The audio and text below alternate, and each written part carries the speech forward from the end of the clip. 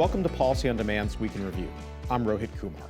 What would you tell clients are your takeaways from this week? My key takeaways from this week were the sort of continued stall on Build Back Better.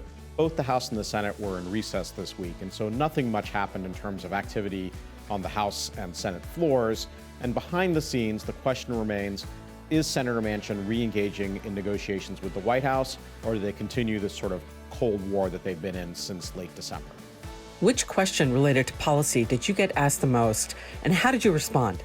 So the policy-related question I got asked most this week is, when will talks get back on track? And more importantly, when will we know if this Build Back Better legislation is going to succeed or if it's going to fail entirely? And the honest answer is, we really just don't know. The problem with 2022 with respect to Build Back Better is there is no action forcing deadline. There is no date upon which they have to make a decision or else it all falls apart. Or there is a date, but it's not till September 30th of this year when the instruction expires, and that is well past the political runway available for this bill. So I think, to me, the month of February becomes pretty important, just in terms of, can they make progress before the president's State of the Union address on March 1st? Or a month from now, or maybe 5 weeks from now, are we still kind of in this stall on Build Back Better? In which case, I think the odds of it actually getting to the president's desk and signed into law this year start to dip below 50%.